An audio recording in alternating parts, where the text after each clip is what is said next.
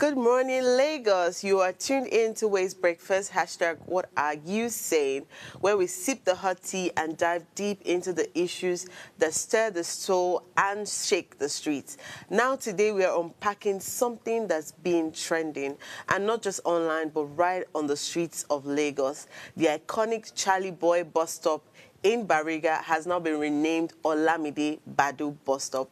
Yes, the same Olamide that put Bariga on the global music map. This change was made by the Bariga LCDA chairman under his flagship, and while some have hailed it as a long overdue honor to a local legend, others, including Charlie Boy himself, have pushed back hard, calling it a disrespectful erasure of legacy and activism. So today, we're asking legacy versus change. Where do we draw the line? And more importantly, who gets to draw that line? Well, on this show, you already know we give you the best conversations that shape our future, from politics to governance, everything health. We discuss technology, finance, and of course, trending issues like these ones are not left out. Here to represent you well on this chair is I, Okikiola Taiwo Jalopo, your anchor for today. And of course, I'm excited to share this table with my incredible co-anchors, Oluchi Precious Umenka and God's Beauty Israel. Good morning, ladies. Good morning, Okiki. Good morning. Hi, guys. Hi. Oh, my God. Disclaimer, she's not who she says she is. I am who exactly I say I am. So what's the idea behind this? So I'm trying to Glasses. relive the experience I had in secondary school. There was a time I had to fake eye problem because I really wanted my mother to get me glasses, and because I felt like people who wear glasses are super intelligent. So today, I'm reliving that. Interesting. Okay, before I hear what, because I want God's Beauty to reply her. I don't want to reply her directly, but we'll go on a quick break and of course return with God's Beauty's How Her Weekend Went. Stay tuned.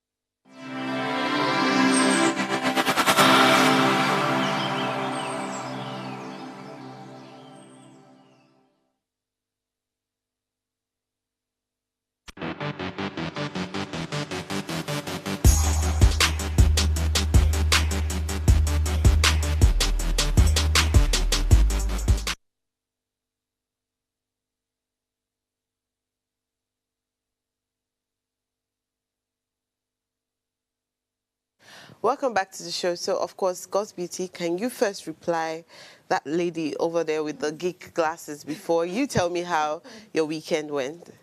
First of all, I think she's looking beautiful. Thank you so Since she much. decided to try this out, I mean, who am I? But my weekend was great, actually. I mean, I did it with my family, so nothing serious. Who watched the WAFCON game? I did. I didn't. Yeah, But how sure. was it? Did you see your mates? Did you see what they did? Hey, now you're mates. Your mates. This lady's birthday is on Thursday. Wow. So he's her mate that's doing that thing that she's doing. From 2 Your 0 to mates. just do. See how they play 3-2. ball. Bring back $1 million. 3-2. You are here talking. Eh? You are in the wrong profession. I'm not in the... No. Do you know I'm actually very athletic? No, like, seriously. I will remember last week you mentioned that your legs Your can legs. no longer move to where they used. I thought I was the only person that remembered that, but it's all right. No, I was trying to just like converse with you guys, but I'm As at that very time. athletic. Like if I take the football right now, Oof. you'll be surprised at what I'll do. Yes, the Right. football itself will be surprised. But At those what people you're doing. really inspired me, honestly. I'm thinking of going back to play Yes, football. do and go run. back. So yes, there's a vacant position now for co-anchor Ways Breakfast. So yes, I would love you to start with your papers so that this will be the last paper that you will take here before you go and join your football. So. But I'm really happy that, we brought back the, I think it's the 10th time. The 10th time. Really amazing, I think we honestly. should do a congratulations to congratulations our to Super Eagles. Super our Falcons. Super Falcons. Yes, Vision X, Mission X. And then we did it. Kudos, 3-2, guys. 3-2. All right, now taking you through the Punch newspaper. We're about to take the emotions like this because the newspaper has really interesting stories. The first one here, the major headline says, fuel war brews as Dangote presses Tinubu to ban import. Ipman, Petron pushback warns against monopoly. Dangote insists on Nigeria first policy. Above that, we see APC defends Yilwata amidst fierce opposition over INEC ties. State on high alert as Adamawa flood death toll rises. And that's basically the major stories on the Punch newspaper. Again, I was telling God's Beauty this morning that I'm so surprised about revisiting this whole field thing. It becomes tiring when we talk about a particular story over time. And not because we're building on the context, but we're still like going round in circles. Yeah. And I think one of those kind of stories is this fuel story. So Dangote has come out to say that the Nigeria first policy that seeks to ban import of certain goods should also apply, to fuel. And honestly, I've always agreed with his own stance on this. People always argue monopoly and monopoly. We're not seeing the bigger picture. The bigger picture is that if we do not pay attention to this, we're really going to be draining. We're going to be affecting a lot of things. First off, refining fuel abroad means that we're creating jobs in other countries while our own refineries remain idle or inefficient. When I look at that fact, I'm like, why? Why don't we want to move forward? We have a lot to gain if we begin to focus on our refineries and focus on making our own fuel rather than focusing on importing. Do you understand? And looking at the fact that Nigeria is the largest oil producer in Africa, yes, we're spending billions importing fuel. It's giving me the vibe of somebody that has a large farmland that produces yam, and then you're importing pounded yam every time. It doesn't make sense at all. I think people really need to sit down. I don't want to talk about this story over and over again, but it's something for us to pay attention to and realize that we have what it takes to thrive as a nation in different sectors. The fear of monopoly is really not the real fear. If these marketers are going to be very honest with us, it's not the real fear that they have. Probably some other things that they don't want to mention. But if we have good regulation, this will benefit us more than the fear of the monopoly that they have in mind. And yeah, that's the story the Punch has for us, and that's what I'm taking this morning. I think I completely agree with you that that Nigeria First initiative should be what we should be gunning for currently. Yes. A lot of things are being refined and resold to us as Nigerians. And I saw one skit over the weekend where they were showing what really happened from back in the days, the kind of the ways that civilization came, and even how most of the things that we have now, we cannot lay 100% claim over it. Somebody comes to take oranges from the tree, like we offer strangers oranges from our trees, and then they refine it into juice, and you're like, this tastes nice. And then the king said, okay, why don't you sell this equipment that you use to us, and then we can refine it ourselves? And she was like, no. Why don't I show you by you selling your lands to us? So we do that for a while, and then we give it to you. When the king was refusing to do that, and then the narrative was like, why don't you change this king and put another king? So what they did was they put a completely, in the skit, it was like somebody that couldn't speak or agree. So the lady was like, so you sell our land, all your lands to us. They was like, hey, you give us every money that you get, you do this. And they agreed to everything, and that's how they took over. And then they started having hunger, they started having to buy, the normal semo that we could make from wheat. Yeah, basic things. We don't have to start buying in the packaging. And the skit seemed very natural, but I read deep meaning into the things that have happened, the way we have sold our land, we've sold our mineral resources for nothing, and then we're now taking this thing back, refined, and not even healthy in that sense. We're just buying trash back. So I like the fact that Dangote is clamoring for this, whether I see him as a monopolist person, so it's not, I see him as that, but the fact that he's also trying to do it, there's the advantage advantageous to and us as well. disadvantage That's why I'm not so to concerned everything. with So the if whole the advantage thing. outweighs the disadvantage, of course, Why not? I would sit with him on that. So I completely agree with him on Nigeria's first policy, and I think that the president should take that into action and then start as soon as possible. Well, basically, that's all I would say on that story. God's Beauty, please can you take us abroad and back before I bring us back to Nigeria? All right, straight into the South China Morning Post newspaper today. So we have the left corner, that's at the top. We have from polycrisis to polytunity. Then top center, we have Shaolin Temple abort investigator.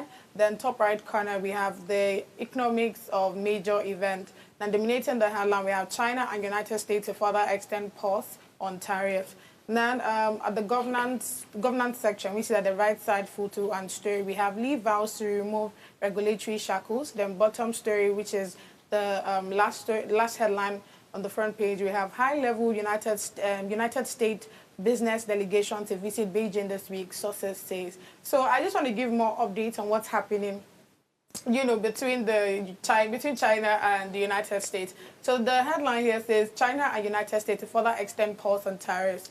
This story highlights that China and the United States have agreed to extend their current truce on tariffs for another 90 days, following months of diplomatic negotiations. Now, while both sides have acknowledged progress, officials indicate that no major breakthroughs are expected in the short term. Now, the extension is seen as a strategic move to maintain stability in global markets and encourage further dialogue, especially as both economies continue to recover from the post-pandemic disruptions and navigate evolving geopolitical tensions. So, like I said, it's just to give further, updates.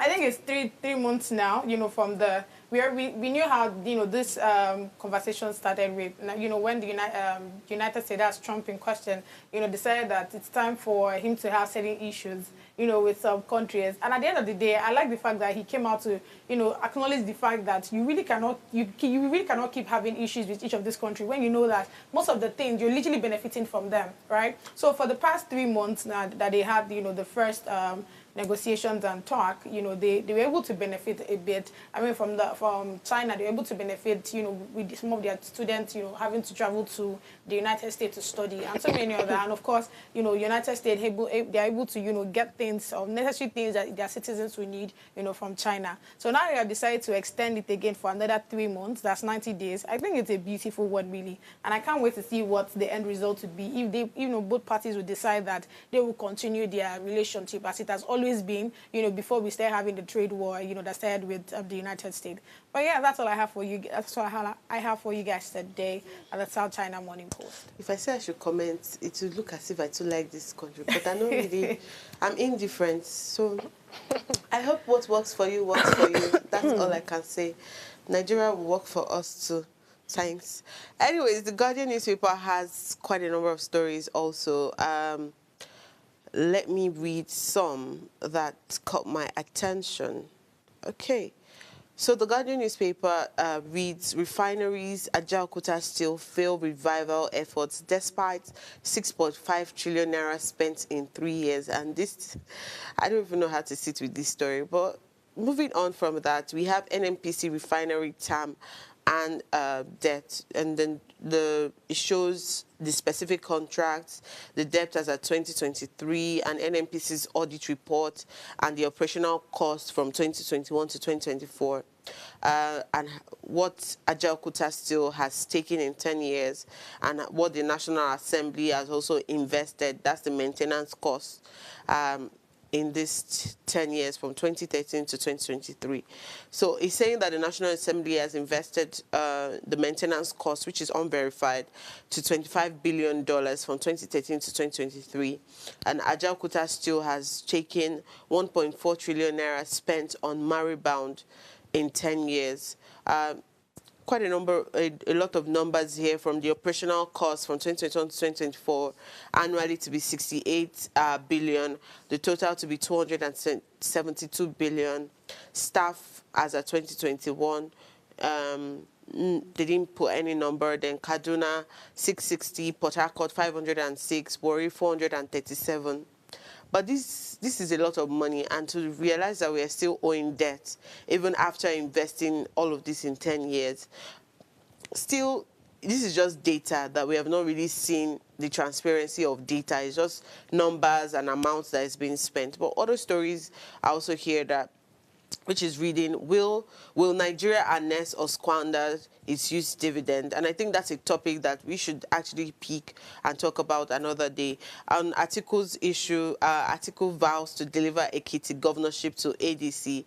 That's for 2026. Falana condemns renaming of Lagos streets, which is a conversation we're going to be having today. 5 dead, 55 injured as flood ravages at Damawa settlement. The story I really want to read on is saying court nullifies NYC skirt ban, declares decision unconstitutional and breach of rights. And I'm taking this conversation because I've seen some people wear skirts during my NYC days, and when I saw them on skirts, I was first confused. Is it allowed? Is it not allowed? Am I allowed to wear skirts? Am I allowed to make the decision to wear skirts? Is there provisions for skirts? But I realized that people who wear skirts always have to go and sew their own skirts, if at all that they're going to wear that.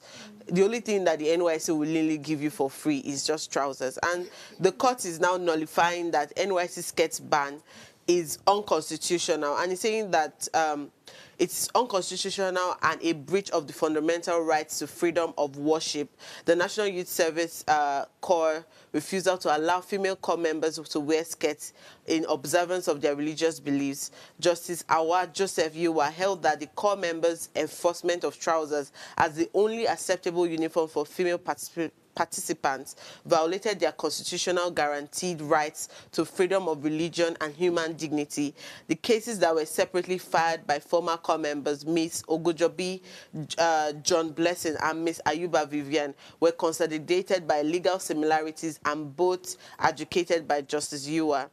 It says that, respectively, the applicants argued that being compelled to wear trousers ran contrary to their Christian faith, referencing Deuteronomy 22, verse 5, saying, which they interpret as forbidding women from donning garments associated with men.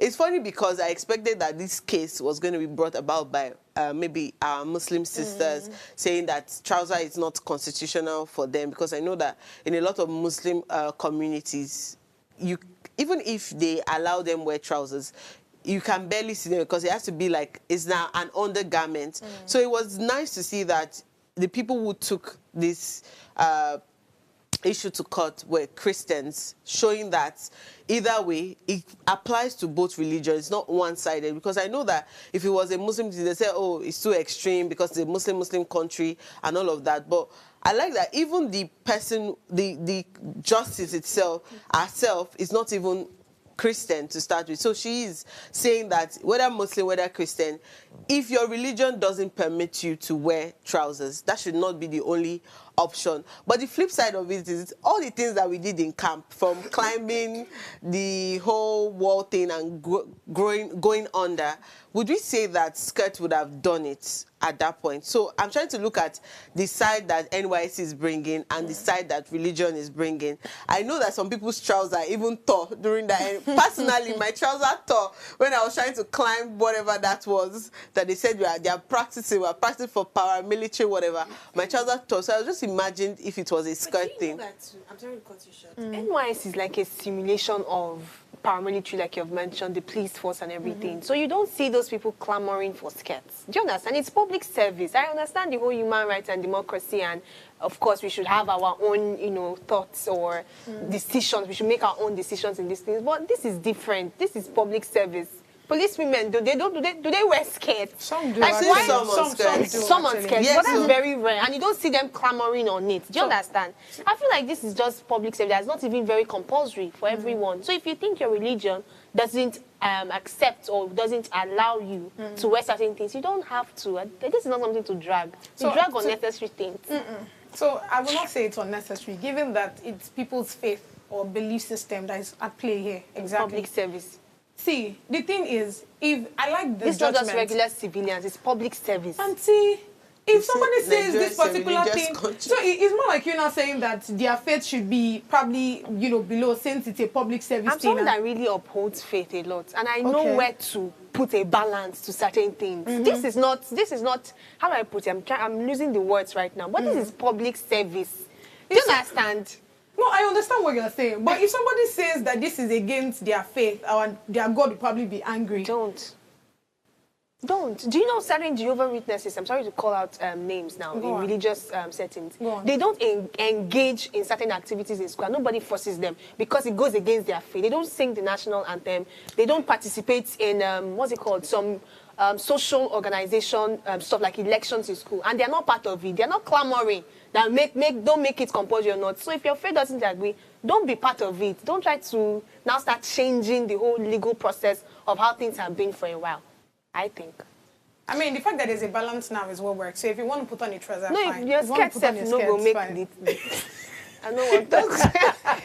Skirt no go Well, I fine. like how we have different views when it comes to conversations on this table. So I think that this is also going to be a topic for discussion. It has to be a topic. It has to be a And topic we need for coppers discussion. to even talk about this. Oh man. my I'm So, an of intending course- copper, please. Let's wear our trousers. Oh, Allah. I'm a transit. Anyway, that's all we have on the papers today. I hope you learned a thing or two. And then watch out for the conversations that will come after this. We'll go on a break right now and, of course, return with our hot topic for today. So do not go anywhere. We'll be right back.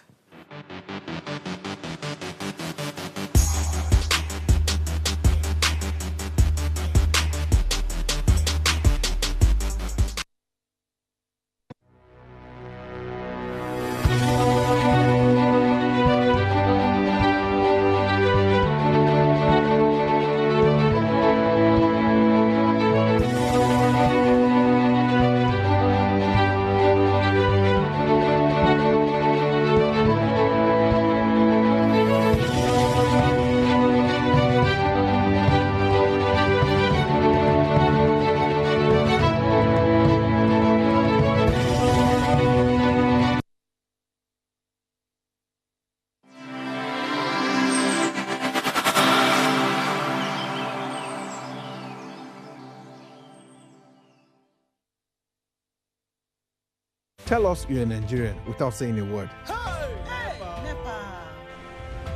Energy security is one of the most pressing issues for many developing countries like Nigeria. And if there's going to be any meaningful progress, addressing our energy issues is non-negotiable. I know you see light from my house. Make them do something. Band A is expensive. I literally have to turn off all my appliances just to reduce costs. We need light. Introducing the Energy Outlook, your go-to show for everything energy. Every week, we'll bring you the latest insights, innovation, and in-depth analysis of Nigeria energy sector. From policy discussions to regulatory insights, we'll analyze the key decisions influencing growth and sustainability in the energy sector. We'll bring you the human stories behind the headlines, giving you a personal perspective on the broader energy challenges. Join me every Friday at 6 p.m. for the Energy Outlook, your guide to the future of energy, where energy means business.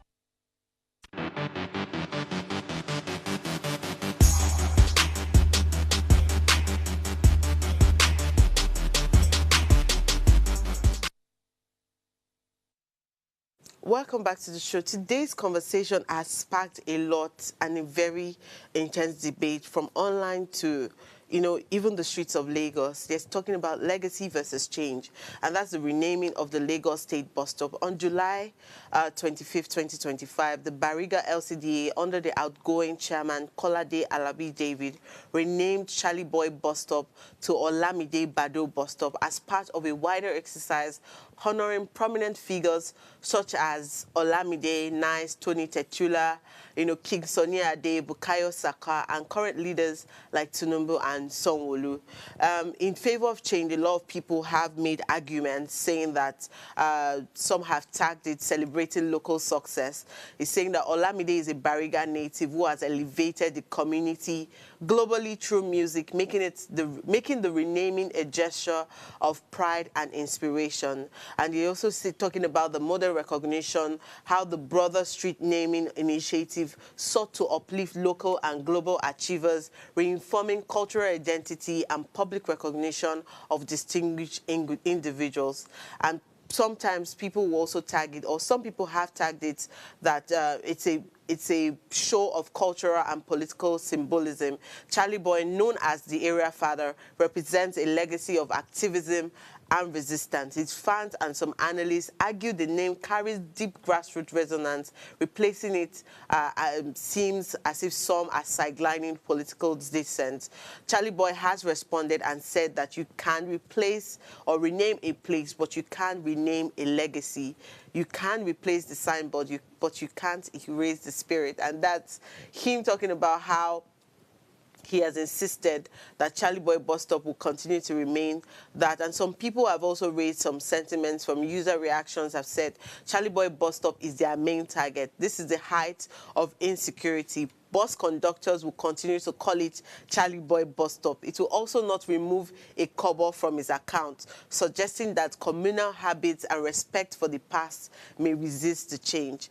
But these people are saying that this renaming isn't an isolated instance, because people are thinking that it's just about the Bariga LCDA chairman. But last year, Ajeromi Ifelodo LGA replaced over 20 non-Yoruba street names in Ajegule with Yoruba names to promote heritage and local pride, they will say, though it drew sharp criticism over consultation and inclusion. And similar debates have erupted nationwide. For example, the renaming of the Polytechnic of Ibadan to honor a mathematician angered some students, prompting questions about who gets remembered and why they should be remembered. But let me bring my co-anchors in here, because this one has different layers. Like, we're here, we are there, we don't know which one to sit in. But first off, do you think that this Charlie Boy Bus Stop thing to Olamide Bado, do you think it was necessary, or why do you even think that this should have existed in the first place? I know you guys want to answer, but I want to ask one question first. Okay. Why the outgoing chairman of all the things to use that send forth or bye-bye from this seat is renaming bus stops? There are speculations that, I mean, he might also be doing it to retain, I mean, his name should be, just now we are talking about him, that's like one. You are Two, it might be favor that he might want to get, I mean, in future from this person. We don't know. We don't know really. Ovu Olamide Bado? You can't tell. What's his political influence? My own is that I think I was trying to even look at that Bariga Local Government Developmental Area, LCDA, to even find out what exactly do they need, what progress has been made there. Because me, you know, behind all this fuzz and buzz, I'm thinking, like, what exactly should we be talking about? You're an outgoing chairman. We did the local government chairmanship elections a while back. We've had a lot of criticism with things that are happening grassroots level, and you're leaving. So the next controversial story we're hearing is from an initiative that you came up with, just very random, changing names. I was like, why should somebody leave a political office? And what we're remembering you for very quickly, I've not heard of this person before, but at least his name is coming to mind now. Why? Because he has chosen, or he has pride and legacy. Pride and legacy. Yes. In Bariga.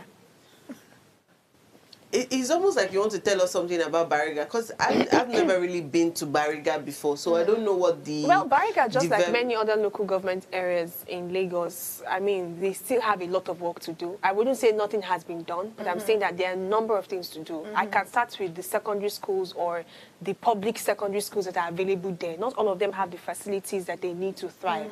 Not to talk of the healthcare facilities there. We know these things. I'm not trying to tell the story. I'm just saying that if you are leaving an office after spending a while there, we don't need to hear stories that causes people to say, no, yes, no, yes. It should rather be a proper transitioning of whatever progress you've been making to the next chairman, and let's start talking resource development or something, not name. You don't understand the perspective I'm bringing. I know there's a way to... I do there's understand. a way to open up. Yeah, there's something to discuss with the whole legacy change and everything. But what did you do whilst you were there? And what are you leaving for the next person to come and meet? Is it legacy and name? On Twitter, on Instagram, on social media? Is that what we should be talking about in Bariga, local government developmental area? that's what I think first with this whole discussion, before we now start opening it up, because I think it's actually interesting. Okay, God's beauty, let me hear from you.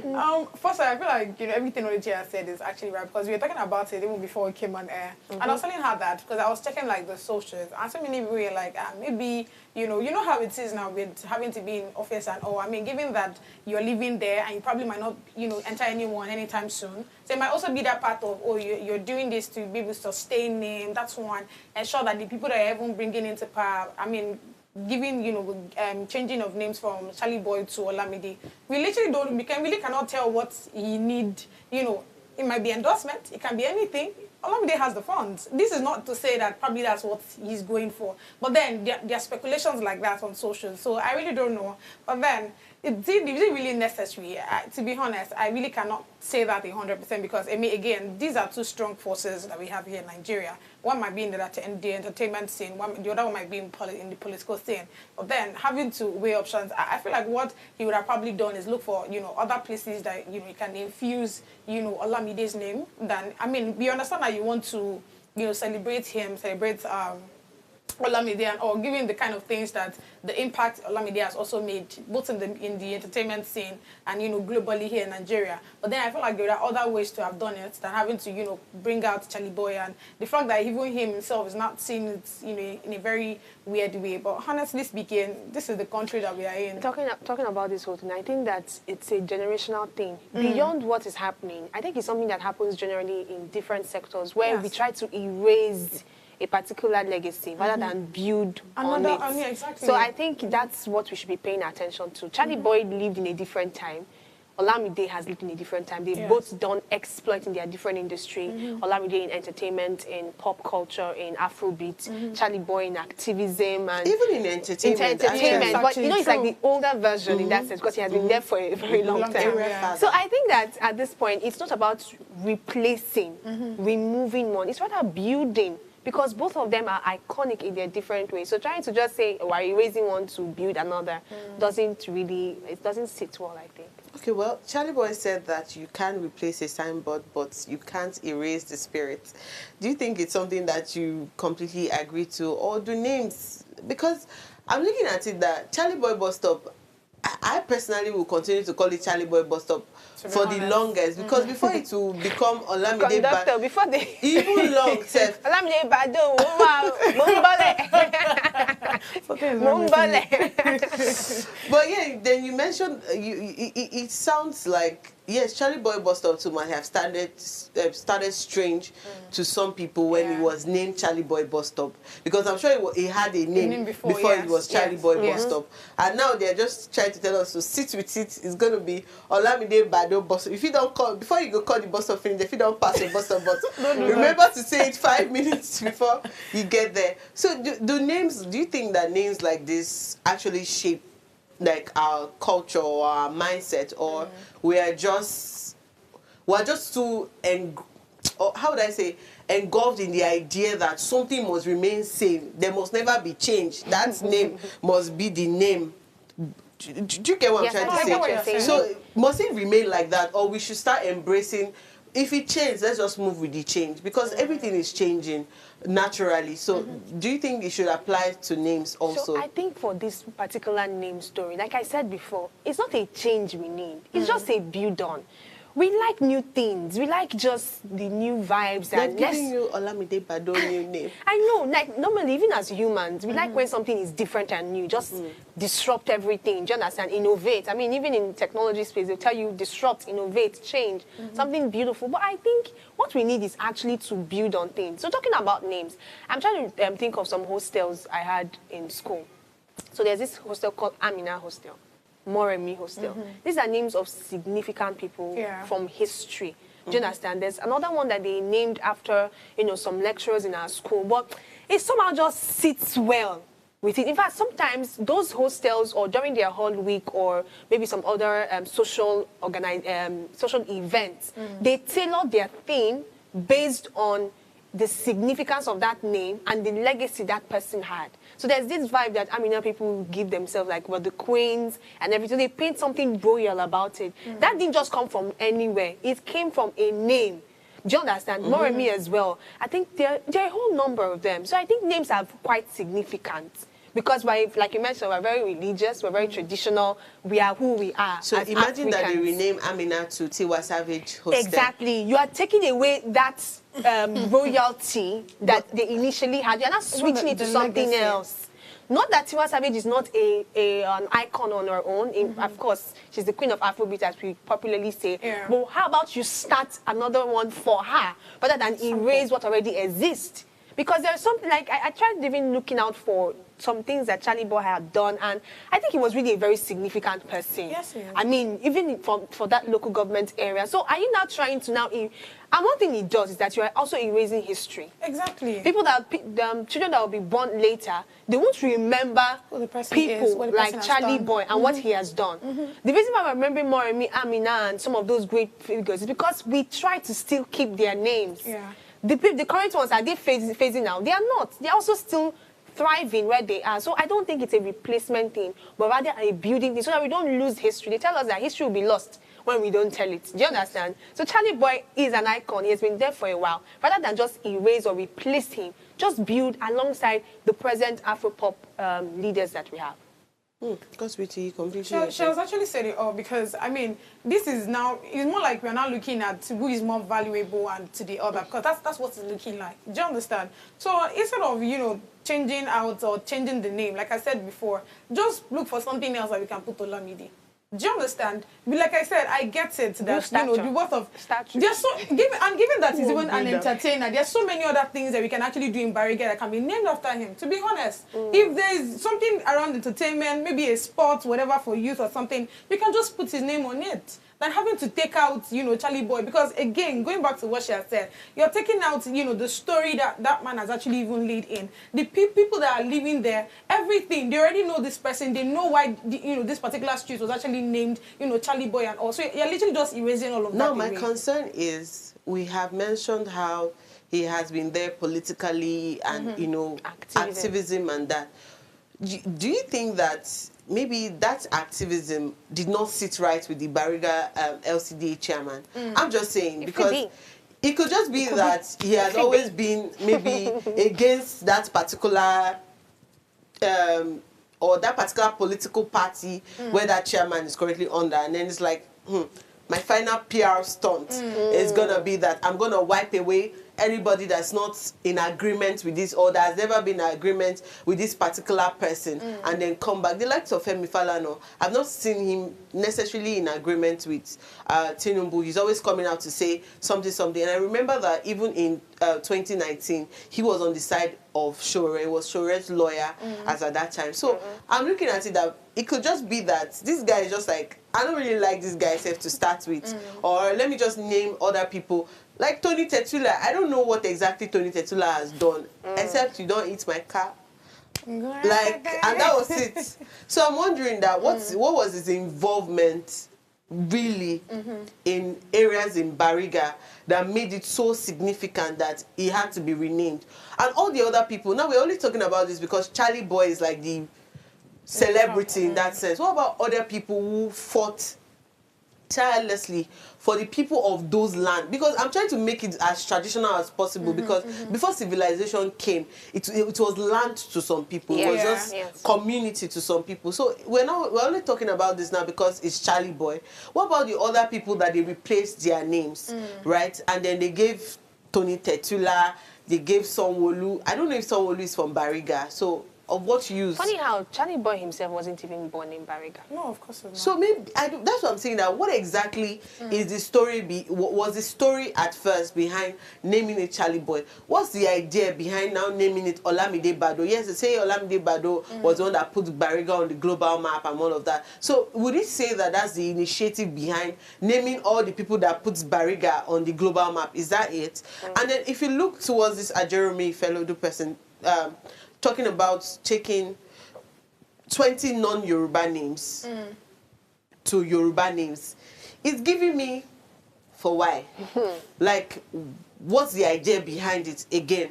Is it that these Yoruba people that they have put their names there were the ones that fought for the freedom of those lands? Or is it that they have been in activism up to the point when maybe there was maybe kidnapping there, there was this thing there, and they were the ones that helped to stop it, just like they will say Mary Slessor, they will call all these people. What exactly did they do for them to change those names? Did people have issues with the name in the first place? Is it a cultural thing? Is it a tribal thing? What's really happening? That's what my concern is, because it's giving different vibes to a lot of people. Yeah.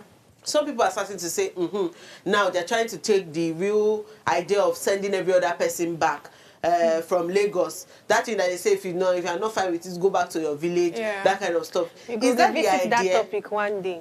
No, like it's giving on. If you check on X, it's giving all those type of angles, and I feel very sensitive about tribal conversations because some people take it. We have extremism on social media, they on don't so have many balance levels. yet when it comes to some of these things. Yes. Even when the person comes out as not trying to create any tribal war, but the evil in social media, the evil ones there, will have to paint. No, that's the terrible thing about this. Agree, because actually. firstly, you are the one even bringing my mind to the tribal implications of these things. And I'm sure because of some of things that were on X as well, or social media itself. Maybe at first the change Even of names. in the news, it's clearly stated non-Euro. So it's not giving the vibe that I want. Like if you're renaming something, let it be of significance, of prestige.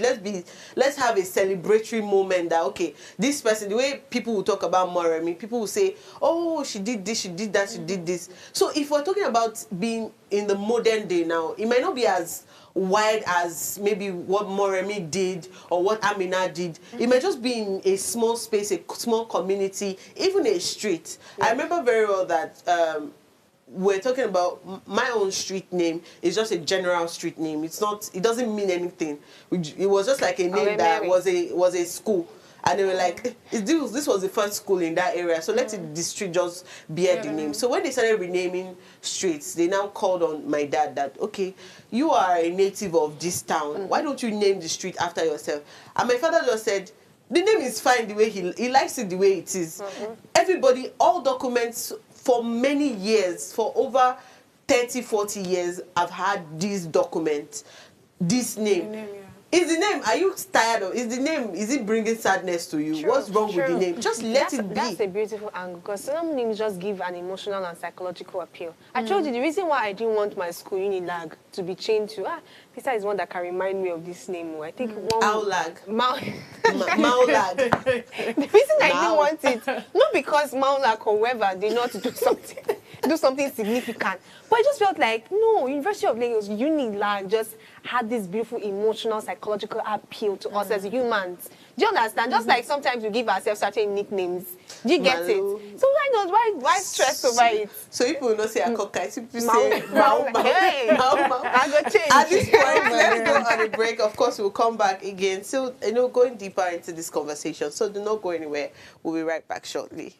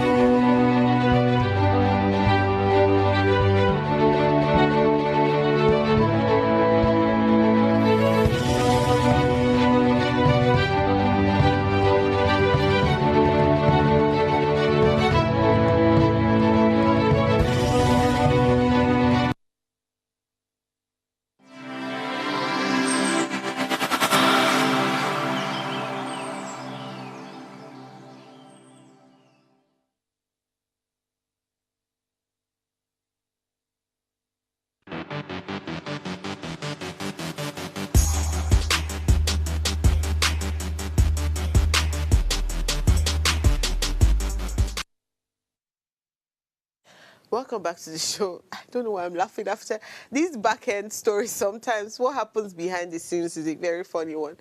But yes, we're still having a conversation about legacy versus change. And this conversation came from the idea of renaming, Lagos bus stops and even some popular figures now having to complain about changing legacy and then renaming public figures that to them did not necessarily match up to the activism that they have done over time. But to a lot of other people also, they have mentioned that this is the kind of change or civilization that is required in Lagos. And we don't know if this is even happening in other states, but Lagos having to be a metropolitan state is always, there's a lot of conversations that always comes up if you see one small change, it's very easy for us to bring it up and just talk about it, because Lagos sort of talks about it. Even before you talk about it, Lagos would have said, everybody come and see, something has happened here. I don't think that if it didn't go on social media, I would know that Charlie bus stop has changed to Olamide Bado bus stop, because I rarely go towards that angle. So I probably might never remember until I'm going past that place and I'm like, hey, since when? Charlie boy, and then people are going like, making that drop me. But guess what? It will even take a very long time for people to adjust. So it can take like 5 years. Maybe never.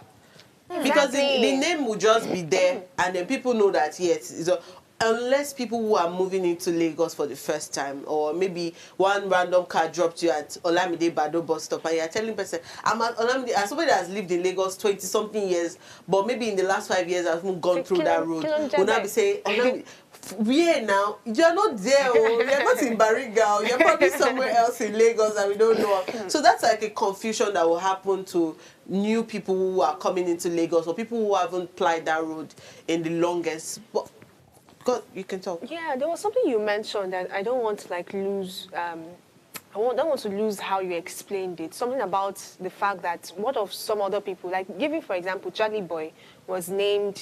His name was used for that street, and that's because of what he represents. But there were some other people there, maybe like foundational fathers in that sense, that were not given the names and everything. And then it made me realize that naming a particular street sometimes, it's not necessarily always about tradition or the foundational fathers that are there. You can be a foundational father where you and your friends, there are streets called Oremere, Oremeta, Oremeji, and they'll say maybe two friends were the first persons that got to this list and they named it. But beyond just what's it called now?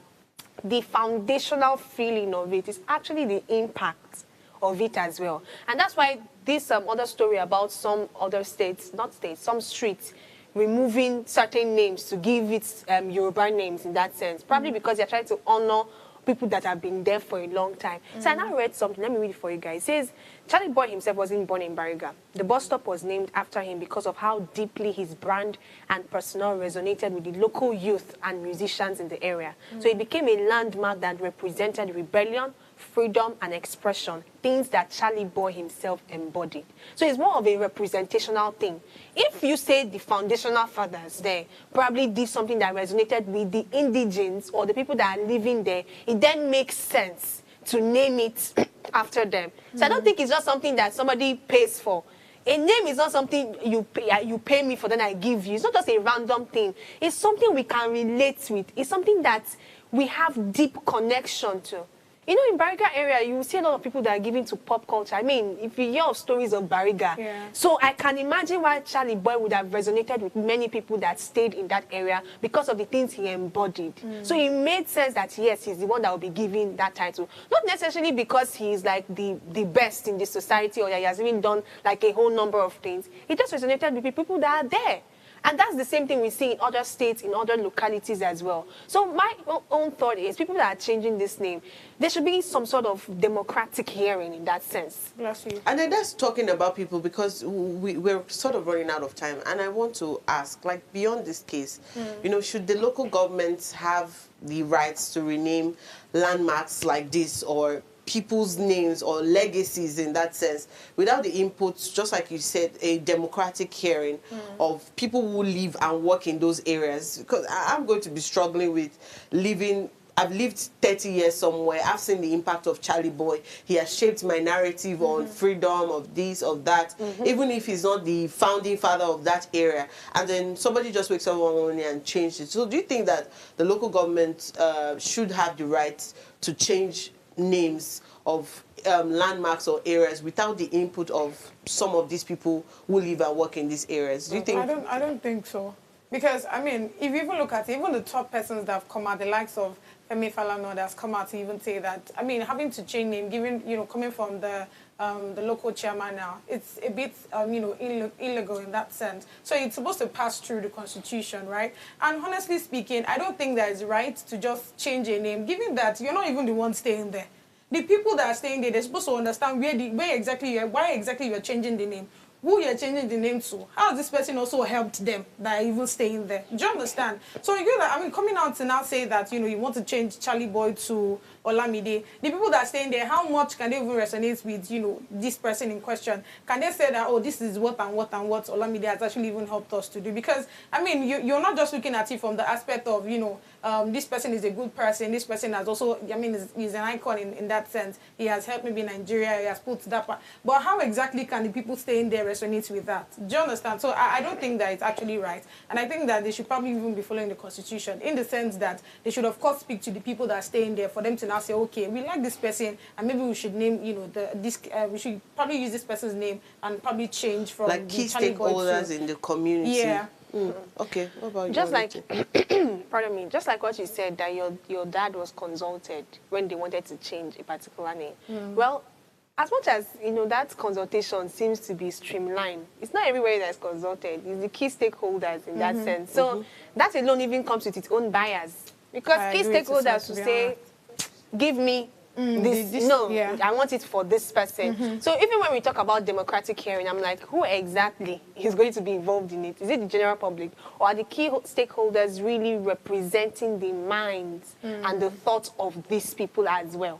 Do you understand? I think if there's a blend of the elderly, the youth, like the all youth. the different So demographics. a town hall meeting. Yes, maybe these key stakeholders from the youth to, of course, in every street, there's that one person that is popular amongst all the people that think about this with me. We're talking of democratic hearing in local government areas like Bariga. Have they even done democratic hearing for more pressing issues? It's not name that they want to come and start Maybe they should start from, maybe name will bring the people. No, it's just that even when you don't pay attention to what should be paid attention to, something that is not like exactly flimsy but doesn't hold much water will also make you bypass the process and do what you so deem fit. Absolutely. But is it that every time, as we wrap up, is it that every time there's a popular figure or somebody is popular today, we're going to change the name? I'm just imagining if there was a Mohbad street and then now that Mohbad is no more, what would have happened? Maybe somebody else that takes over that street, because there's always a new sensation, there's always upcoming people, there's always one. Maybe 10, 15 years ago, Aisha Yusufu wasn't like the prominent person. So is it that every time this happens, we're going to keep changing names, or we have to keep... I think that's why we should have a reason. Lagos is not that big, to be honest. Must it always be name? Must it always be street? Exactly. Leave the street the way they are. Build monuments. Build, is it statues? I what they call status. That can work. Who will build that? Okay, if you can't, create an organization that's really... is resonating with what these people stood for. Do you understand? Like someone for Olamide now is into... Olamide has raised a lot of upcoming artists. Create a foundation, an organization that trains young people in that. That is you still respecting the man and building some sort of legacy. Not everything be street. So what's funny to me now is that let's imagine that the outgoing chairman has done his bit. And then now the new chairman is probably from a new party. And decides that first thing that I'm going to do, I don't know these people, I'm going to remove them and change all of them's name again. What's going to happen again? And then does not change it back to Charlie Boy, not change it back to another name that the person felt if like... If it changes to Oluchi Street, I'm okay with it. Imagine. I'm okay. I have no problem. Okay, it is swell. But this is where we wrap up today's conversation. And I don't want this to now look like a popularity contest between two different people. I think that this conversation should now start to maybe open our minds that beyond the tribal sentiments that we might have, maybe talking about on X and all other social media platforms, we have to realize that these kind of issues are deep-rooted, and we should start calling out people who do these things without proper, consultation in that sense, and maybe for some reason start to realize that there are other things that we can do other than do popularity contest or fight about simple things or civic identity in that sense. But this is how we wrap up today's conversation. Thank you to my co-anchors, as always, for your insightful contribution. I know that this topic got you people on the edge, but thank you for showing up. Yes, and to our viewers, thank you for joining us on this critical discussion. Do ensure you subscribe to our YouTube channel at Official Upgrade TV. Follow us on all our social media platforms, showing right now on the screen. We'll see you again tomorrow with another amazing conversation. So remember to like, share, and comment. We'll see you again. Bye-bye.